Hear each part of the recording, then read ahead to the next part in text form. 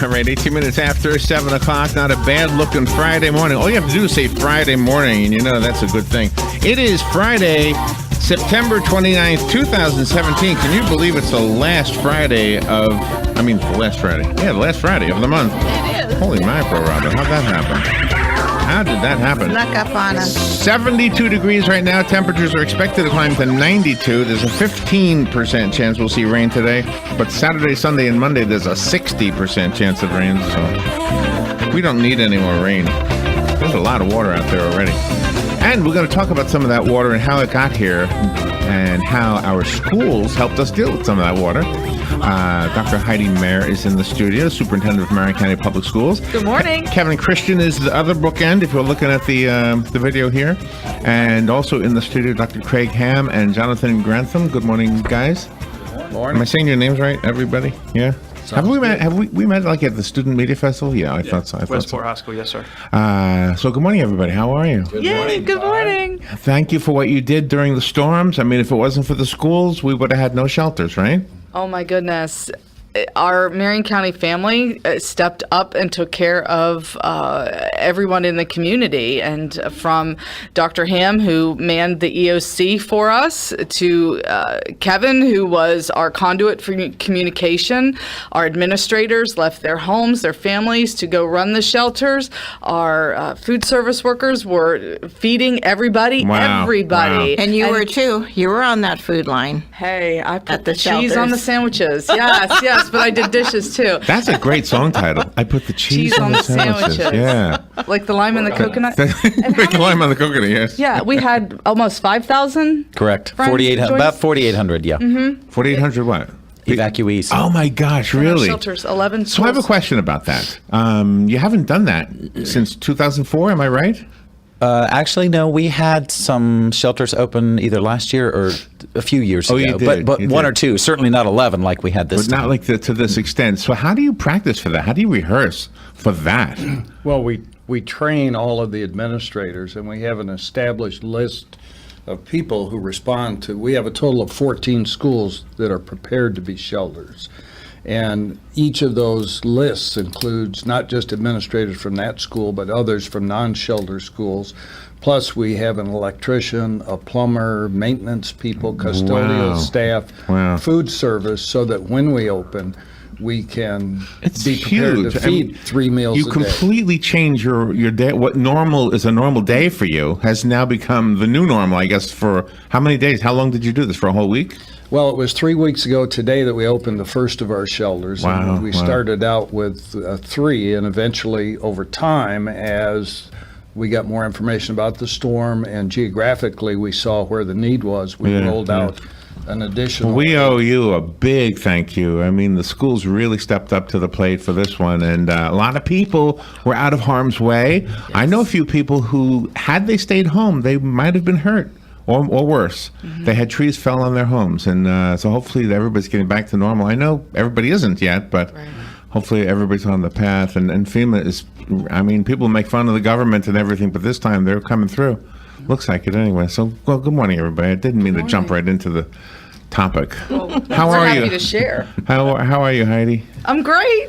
You keep us up to date with your Facebook posts, and I just love that you do that. That's awesome. Well, it's an honor to be superintendent. I keep saying, besides being a mom, this is the best thing I've ever done. So it's great to share what we're doing in Marion County Public Schools and just the different things that we do that people don't really think that the school system does for us. Yeah. And the news the other day was that the dates that were missed were, now you have you figured out where we're going to fix that all, right, and replace those dates, those missed dates? Yes, and the emphasis was providing instructional time prior to state assessment, and also giving our employees, our part-time employees, our paras and that, who only get paid when they work, give them opportunity to work and earn that time back. So do you want to Oh, really? talk a Okay. little bit about that? Yes. We, the state requires 900 hours of instruction to constitute a normal student year.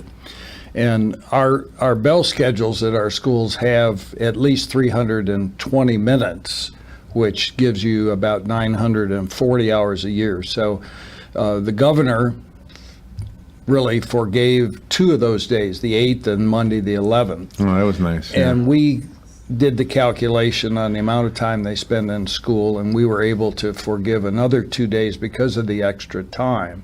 And then we took some of our early release Wednesdays through the end of January and made those full attendance days to make Right. up time. Right. And then a teacher training day that was on October 17th, which will now be a full attendance day.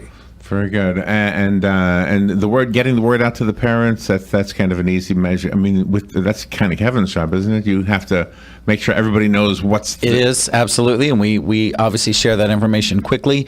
We share it via Twitter. We share it on our website. All the schools share it individually as well. Many of the schools will put up a reminder the day before that tomorrow is not an early release day.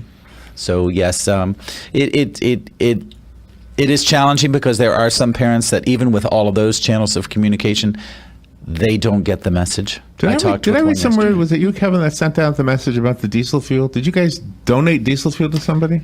We did. Duke Energy contacted us very early on. They actually had 730 trucks staged from out of state at the airport at Dunellen. Oh, wow. And they did not have. Holy cow. They didn't have enough diesel fuel for them. 730. And we have a bus park in Dunellen, and we have fuel pumps, and we made 10,000 gallons of diesel fuel available so they could get Wow. out. Oh, Because my. Tuesday after the storm, 24 of our schools had no power. So it was critical that we restore the power, not just to our shelter schools, some of which were on backup generators, but Yeah, to yeah, all yeah. the schools to be able to reopen that following Monday. Yeah, I think part of the job that you do, Kevin, is that you can get the word out so quickly now because of social media. I mean, it used to be that we had to wait till the nightly news Well, at the earliest. Not just social media, but we have a system where we're able to share information immediately with parents directly. We can call them, we Oh, can that's email right. them, we That's can right. text You them. do that, yeah. See, Our Skylert system. I'm still 5 years ago. But that, Larry, it's interesting because nothing is 100% guaranteed. You don't have one channel of communication that reaches every single So person. you use many. You have to use many. Yeah, yes, yeah. absolutely. Wow, you got your hands full. And your website is awesome because you go there and then you have those special things that you have on the very Try front to keep page it that updated, everything's absolutely. going on, and that is really amazing too. But we appreciate you guys because I know you shared a lot of information during that time that we shared on our website. She gets the stars for that. Robin is the one who kept up with all that. Yeah, anything I said on the air, I got from Robin. And I got from Kevin. Absolutely. Yeah, I'm looking for jokes. She's looking for real good information. Let's see. We're almost up against the break. Let me announce what we're going to do the rest of the morning, and then after the break, we'll come back and talk more about what's going on at Marion County Public Schools. Dr. Heidi Maier is in the studio again, of course. Kevin Christian, Dr. Craig Ham, and Jonathan Grantham. They are the deputy superintendents for Marion County Public Schools. I didn't even know you had deputies. Who knew? Who knew that you had deputies? Did you hear the story the other day about the kid who stole his uncle's car, the deputy car? Not you kind of deputy. From Marion County. Did you see that story? Marion Oh, County yes. Deputy. 18-year-old, so he's a man, whatever. But he took the car, and then he was pulling people over In his uniform. in his uncle's uniform. His uncle went out of town, so he's off the hook. He's not in trouble. Yeah, and he did it. You know why? What do you think? Because he wanted to impress his girlfriend. Exactly. right. Did you know that, or did you just guess it? I knew that. Those girls are trouble. Man, we are so stupid, aren't we? Men, I mean. Oh, well. All right, men, just I don't know. don't. I try to not put myself in that category of being stupid. Well, not now, but when we were 18. Now I'm smart. Okay. Thank you, Heidi. It's time to go to a break, Larry. All right, let me tell you what we're doing. Galen is coming on at 8:05. Galen, you know, from Life South Community Blood Center. Tonight, don't forget to tune in at 7 o'clock. He will be doing a play-by-play broadcast. Trinity Catholic High School is playing South Sumter High School, and he'll be down at that. Where is South Sumter? Is that in Brooksville? It's in Bushnell. In Bushnell. Thank you. In Sumter County itself.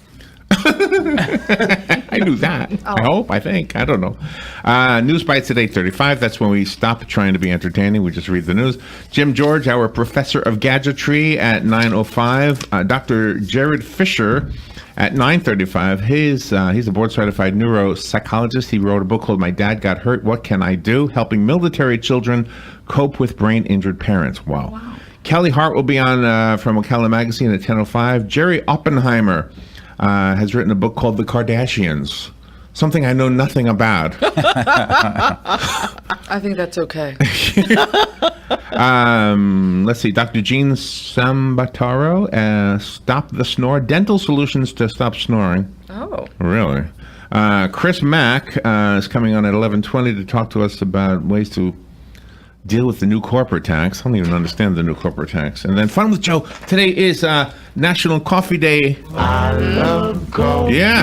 I love tea. And so Fun with Joe is I love the jam. a cup of Joe. A cup of Joe on Fun with Joe today. Nice. Coffee. We have trivia questions about coffee. All right, we'll take a little break and be right back. I love Java, sweet and hot. Whoops, Mr. Motor. 26 minutes before 8 o'clock, 72 degrees. Temperatures climbing to 92 degrees today. Only a 15% chance of rain today, but Saturday, Sunday, and Monday. Look at this. Highs on Sunday, not even 80 degrees. Wow. But a 60% chance of rain all 3 days. So. That's cool. So once again, in the studio, we have Superintendent of Marion County Public Schools. What's the matter? You didn't catch that. What did I not hear? It's just the Colonel being the Colonel. Always. All right, you have to fill me in. I hate to miss stuff. Let me just get through this. Dr. Heidi Maier is in the studio. Dr. Craig Ham is in the studio. Yes, sir. No comment. And Jonathan Grantham is in the studio. Hello. You haven't said much yet, Jonathan. We got to good. tap your brain a little bit. Yeah. And Kevin Christian, of course, the guy who Keeps us all straight and organized. and Yes, informed. he's fabulous. Yes. Morning. I do want to say Mr. Grantham is also a doctor. Let me Oh, add well, doctor thank to it. Doctor Yep. Jonathan Grantham. But he's got it from Florida State, so it's okay. Oh no! Oh It's no! all right. Oh no! Wow. No comment until we win a football game. My nephew's going there, so. Yeah, that's right. Robert Zephyr is Yeah. going to. All right, so Monday starts October. Well, Sunday does really, but for the school year, Yes. Monday starts October. Does that? What is that? What kind of? I want to go back to the hurricane stuff a little Okay. bit, but first, what happens Monday? Anything as we enter the fall months? I guess We just continue- business as usual. Well, continue excellent instruction with fabulous teachers and awesome students, great staff. Yep. Do you know what I hope one day? I hope we have a children's book in the Marion County Public Schools. Why don't we have that now? I don't know. You might actually. You might. You might come to think of it. We had a couple, but this is an illustrated one. The other one was just words. For young readers. Yeah. Well, don't forget my literacy festival's coming up April 7th, so make sure that you all Oh, are it'll be there. done by then. Yeah, and we'll get you that information. Come out and share. Oh it my with the gosh! public. All right, Yes. yes, we will be part of that. Love that. I don't know. When I was younger, we produced records. I know Kevin knows this, and it was just always exciting when it came out. And now it's just as exciting to know that a book is coming out. So That's great. I love books. so anyway, what kind of challenge? You know what I wondered if you could share? Were there any funny stories from some of the evacuees? Like, did anybody sleepwalk or anything? Any funny stories? We did have, I know of a story. I have a friend who is a nurse, and she was at one of our shelters, a special needs shelter, and there was one evacuee there who had dementia. So, those folks, and I can talk about it personally, my grandmother had it, so those folks can certainly keep you on your toes, but make you smile some Yeah. too. Oh my gosh, yes. And Yes. she wanted to go outside and smoke, so she was ready to go outside. And when she went outside, she had a lighter in one hand and her box of Tic Tacs in the other. Oh, there you go. So I'm not sure how she smoked Tic Tacs, Oh, but man. Poor lady. Poor lady. Yeah. You had one shelter that was devoted to pets, and you had a very much Oh, variety what was of that pets. like? Well, that was at Vanguard High School. It was our pet-friendly shelter, and we took in almost 500 pets. Now, the capacity there was about 396.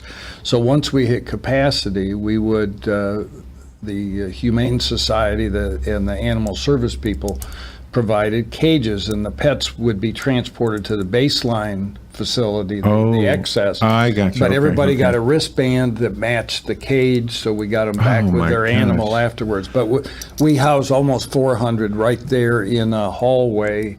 at Anything other than Vanguard cats and dogs? It was any animal? Family of raccoons. Yes. Raccoons? Raccoon. Somebody had pet raccoons? Yes. Wow. Hey, A fish. We had one lizard. One fish? And we had some fish, yes. Did you have tartar sauce? Only in packets. Oh, you're right. No cobras. That one's still missing. No covers. But that's good, though, that we had that service, because I know that I'm a pet owner, and thinking about my pets during the storm, I had my neighbors were keeping an eye on my house so I could go help. But just to think that you would have to leave your animals behind. So it's so good we have that. How hard is that, trying to help out the community when your own home is, you're questioning that? Anybody want to comment on that? Was there somebody at your houses? Well, Go ahead. in my case, I put the plywood on the windows and button up my house. I happen to be in an area where there are many big oaks right around the house. So my wife Oh, my gosh. and our dog went to my daughter's house, which Oh, is yeah, smart move, smaller and newer construction with better roof shape. And I was in the emergency operations center from Friday morning until Tuesday evening. Wow. So That place is still pretty busy right now, isn't it? off and on. Yeah. There's still briefings there as the FEMA people arrive and give us instructions on Yeah. how to move from individual assistance into the large credits that we're going to get for expenses by the government in a lot of different areas. So did your work between the EOC and the schools, did that serve as a conduit for getting information to parents of school-aged children, if they needed some financial assistance, that kind of thing? Well, there are so many social services associated, not just with the storm, but that we engage in both before and after the storm. That intensifies in a time of crisis. And of course, Kevin, as our media person, is always getting the word out. But the coordination there, the media are in one part of the EOC, and you have the sheriff's office there, OPD, all of the energy providers, and we're constantly responding to reports of incidents. It's always a reminder how fragile we actually are. I mean, we kind of came out pretty good, relatively speaking. I mean, compared to the Keys, Key West especially, Puerto Rico, holy mackerel, or like Hurricane Andrew, Miami, or Katrina, New Orleans. I mean, we came out pretty good, but you still realize how fragile we are. I mean, you lose everything in a heartbeat, right? Well, as we track the storm in the EOC, if there's a change of 2 degrees in its direction, it stays over water in the Gulf and then comes ashore somewhere north of Tampa, and that makes it a Cat 2 when it gets to Marion County, as opposed to a very low Cat 1.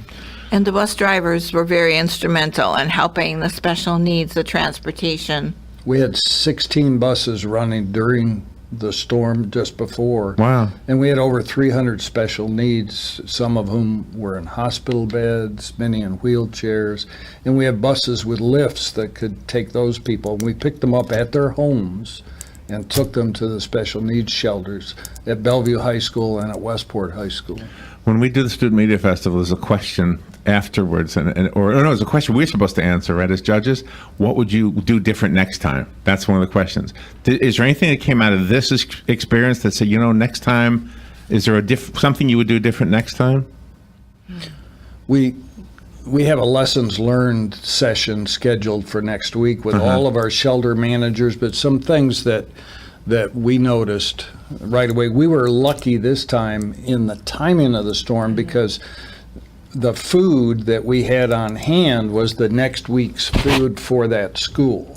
So we had adequate food supplies in the shelters to feed 3 meals a day to those 4,800 to people you didn't expect to have to feed. Wow. Yeah. But we also learned some things about backup generators, and we have a greater need for larger backup generators, not just in our shelter schools, but in our other schools to keep the food there from going bad. We lost a lot of food in non-shelter schools where we didn't have backup generation. When there was an evacuation called for all of us, the families that had school-aged children, probably many of them left the area even before you declared that we were going to close the schools. What is the policy for that? Like, let's say you didn't close the schools and they left the area. Are they excused? I mean, how does that work? Yeah, they would definitely be excused. And we always err on the side of safety before anything else. So, and we were surprised. We thought we'd have more South Florida people at some of the shelters. It was actually a lot of local people that came to the shelters, and they came the last minute. But we did have some visitors, some guests from other areas. But I was at 4 shelters back and forth, and the majority of our people were from Ocala, from Marion County. So what is the transition like to return back to normal school? What did you have to do? Well, A lot of cleaning. The cleanup was significant. If Yeah. you think about it, with 300 special needs people, in hospital beds, with ostomy bags, with Oh my gosh. their healthcare providers. I didn't even with think of them. that. Yeah. And they were in classrooms, many of which are carpeted, and our custodial staff, I can't say enough about their efforts to Oh, bring those they have their schools hands full back too, up, yeah. as well as Everybody did, sounds like. the pet-friendly shelter. By the end of the storm, it was like being in a zoo, if you've ever been to a zoo where the animals actually live. And within 36... Did it smell like a zoo? It did. It smelled, yeah. Within 36 hours, that school was back to normal. It was incredible. Oh my what they gosh. did. Wow, lots of Lysol? Stronger than that. We have a number of different fluids that we used for cleanup. Well, thank you for doing that on behalf of everybody. I mean, Kevin, I mean, you were outstanding getting the information to Robin, and then Robin got it to the rest of us.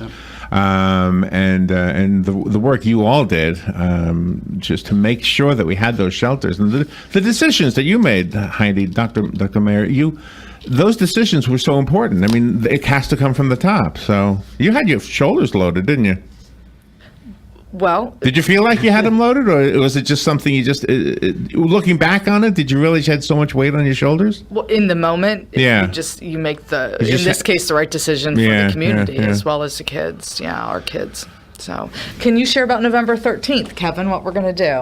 Well, we don't want to spill all the beans No, yet, not all but the we are beans. going to recognize, we as a district and the school board itself are going to recognize every single person that served in any capacity while Nice. those shelters were open.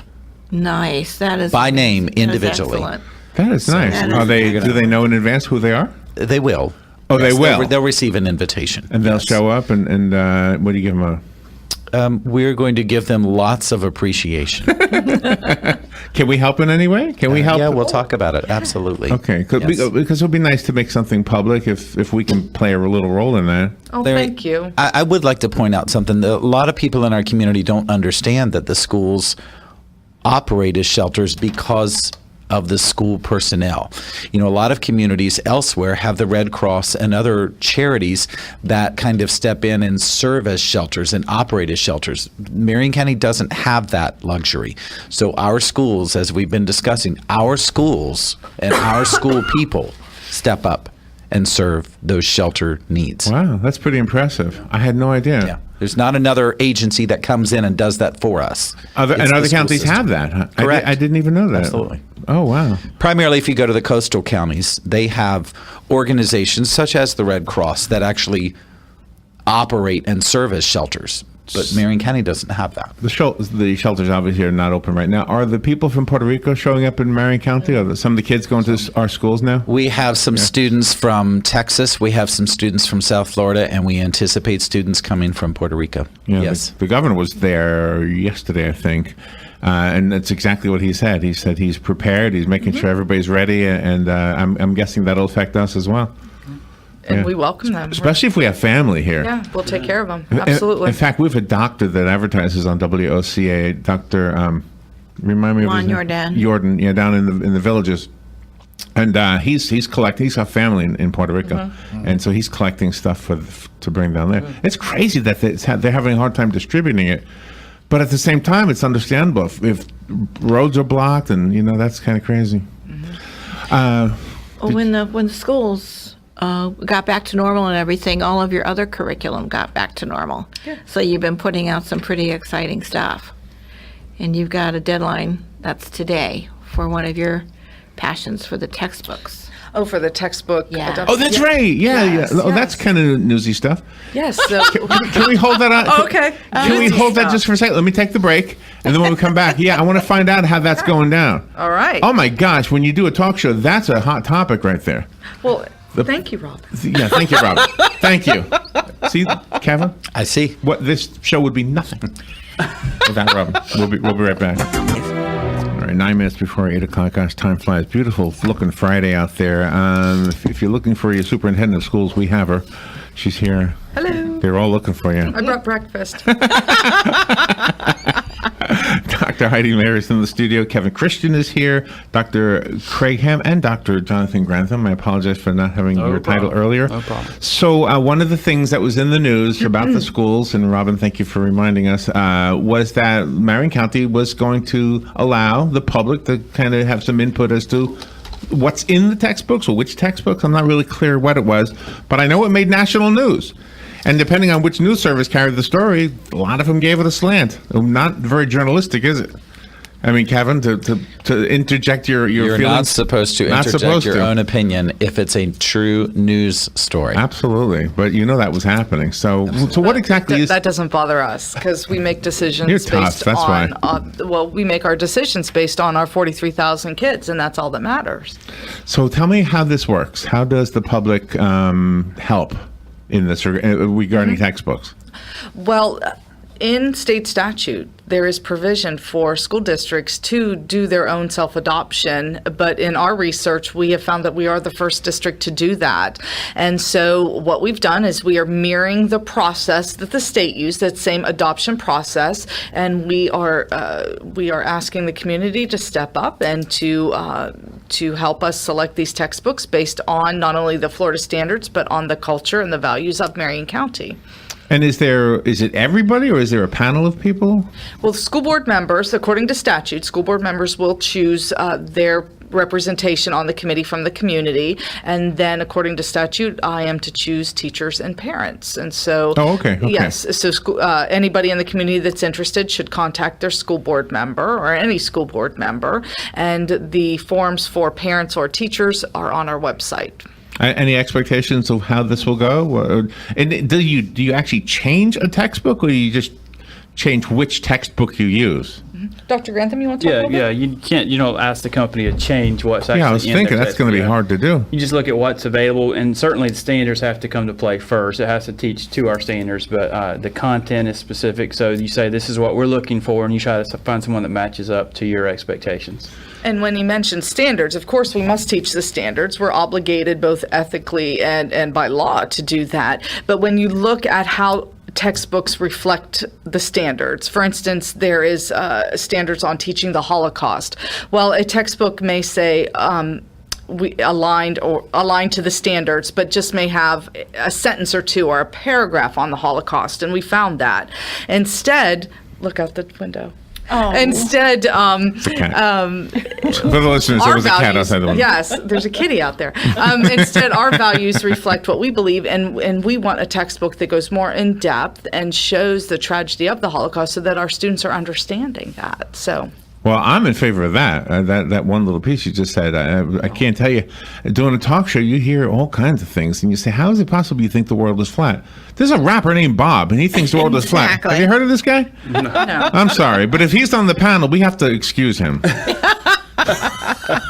you see the one that started a GoFundMe page to Yes! prove the world Yes. is flat? Yes. Yes. Yeah. I think he wants like $80 million, and he got $252. Yeah. I want $80 million too. Buy a lot of books. That effort fell flat. Oh, So the goodness. criticism would be, if you don't mind me bringing the bad guy into the story, is that the decision risks, I don't know, a compromised education or a flat world believer or something like that. So can you address that person who has that criticism? Well, I think they're selling our community short. I think so, If too. they believe Yeah, that. And yeah. again, we sent out the bid process, and Colonel Ham's side of the house was instrumental in organizing all of that and keeping it very precise and into the letter of the law. So the bid process went out.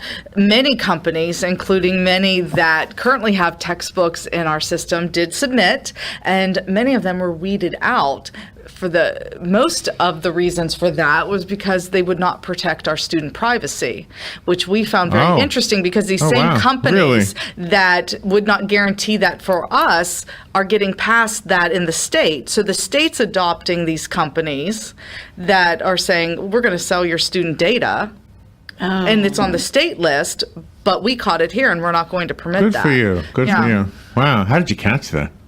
By a very good contract that his side of the house. When we send out a request for proposals, we specify what the provider has to do, to include paying a fee that we can then use to pay a stipend to our teachers who are going to review the materials.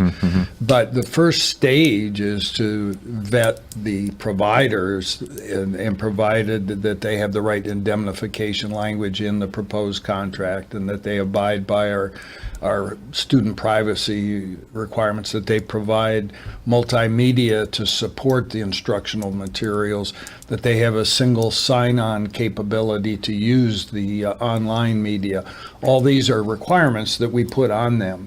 And some of the big players didn't want to yield autonomy in the legal areas, so we eliminated them. But we still have good providers. Wow. Now, the next step is to actually look at the materials. There will be 14 committees to look at different instructional areas and make recommendations for adoption. Wow, you've got it all covered. It sounds good. I mean, it's very comforting to know that you have such a vetting process to make sure that the books, are good books for the kids. And what's interesting to us is that provision has always been in statute, and nobody's ever taken advantage That is of interesting, it. isn't it? Yeah, yeah. And this is the last day that people can nominate themselves or somebody else to be on the committee. Yes, ma'am. See, I'm smart enough to know that I'm not smart enough to know. I wouldn't even qualify. How does a person know that they're able to? Are they teachers? Who's stepping forward? Former teachers or doctors? Well, community members, our school board members are reaching out to the community, and again, we will have training sessions for them on how you review the textbook and what to look for, and how to fill out the rubrics. And Dr. Grantham's side of the house is taking care of all of that. And then we will also be having a community night where if you're not selected for the specific review committee, you can still come in and take a look at the textbook, fill out comment forms, and those comments will go to the actual committee to use in their final process. That's wonderful. Parental involvement. I love that. Well, we're in good hands with you guys. Thank you for what you do for all of us. So your ceremony is going to be when? November 13th. November 13th. And are we going to announce it at all? We'll talk offline. Offline. Maybe I should have said And what? maybe I shouldn't have said anything. You're good. It's all good. You're good. It's all good. But the thing is this, before we leave, again, thank you all for what you did to make sure that our community was safe. I couldn't believe you had it all together in such a short time, and you had shelters for everybody and the pets, including the raccoons. The Cobra was on his own. And all the volunteers. I mean, we have to give kudos to the Marion County Public School System and all the volunteers that stepped forward. And each and every one of you were in the throes. You didn't stay home or stay away. You were right there doing everything. And we had, oh my gosh, we're just so proud of our team that stepped up to take care of the community. Really. Well, we're proud of you, and thank you for what you do. And thank you for coming in here and sharing it with us. Thank you. We would have nothing if it wasn't for what you do. Our children are so important to us. I think Robin posted something this morning, right? Their most valuable asset or something? Yeah. Robin always has good one-liners. Thank you, Kevin. Thank you. Thank you, Dr. Grantham. Yes, sir. Dr. Ham. Thank you. Good to see you guys again, by the way. And, of course, Dr. Heidi Maier. Thank you. Oh, thank you. We'll be right back. Broadcasting from the Paddock Mall Studios, this is WOCA, Ocala, Gainesville, The Villages, 1370 AM, 96.3